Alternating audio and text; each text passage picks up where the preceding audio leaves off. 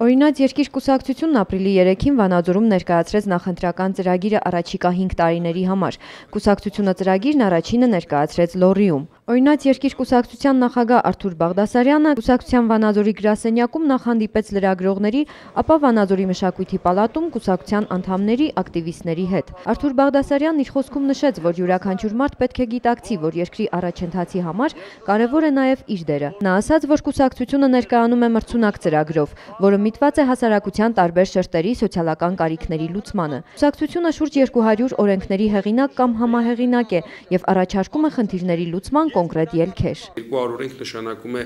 հազարավոր խնդիրների լուծում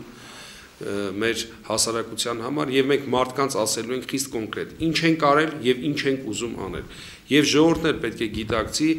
եւ իր ձայնը չվաճառի մի քանի հազար դրամով, որտեւ այն մարդիկ, ովքեր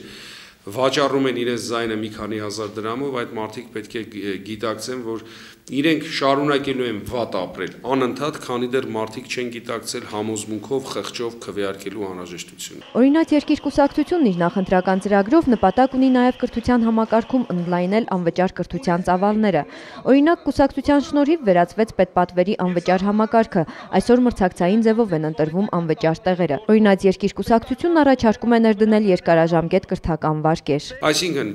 բուհի ընդունելության հրամանի հիման վրա երեխան ստանում է 20-ից 25 տարով կամ նրա ծնողը ուսանողական երկարաժամկետ վարկ, խնդրեմ գնա 4 տարի սովորի, 20 տարի էլ քեզ ժամանակ այդ գումարը վերադարձնելու չնչին տոկոսներով։ Նախընտրական ծրագրի կետերից մեկն էլ վերաբերում է բյուջետային ծառայություն ստեղծելուն։ Գոյություն ունի մի սոցիալական խավ, որն անհրաժեշտություն ունի տեղափոխվել օրենքով ավելի պաշտպանված դաշտ։ Կուսակցությունն առաջարկում է առողջապահության ոլորտում ներկայումս գոյություն ունեցող պետպատվերի համակարգի փոխարեն ներդնել ժամանակակից արդիական համակարգ, որը ենթադրում է Հայաստանում պարտադիր պետական առողջապահական ապահովագրության ներդրումը։ Արթուր Բաղդասարյանը գտնում է, որ կյանքի իրավունքի խնդիրների լուծման համար անհրաժեշտ է պետական հովանավորություն։ Իսկ կուսակցության ծրագրի հերթական կետի իրականացումը զարկ կտա սոցիալական բնակարանների շինարարությանը։ Այսօր մենք ունենք քաղաքացիական ծառայողներ,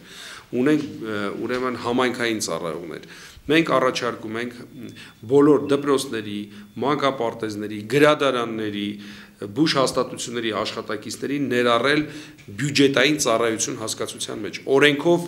սա հնարավորություն կտա այս մարդկանց աշխատավարձը կտրուկ բարձրացնել, հավասարացնել քաղաքացիական ծառայողների աշխատավարձներին, նրանց տալ կոչումներ, նրանց տալ սոցիալական ապահովության լրացուցիչ երաշխիքներ։ Օրինաց երկիր կուսակցության նախագահը նշեց, որ առաջիկայում կկառուցվեն մի քանի հազար բնակարաններ Հայաստանի տարբեր քաղաքներում, այդ թվում նաև Վանաձորում։ Ծրագրում կընդգրկվեն բացառապես անապահով ընտանիքներ։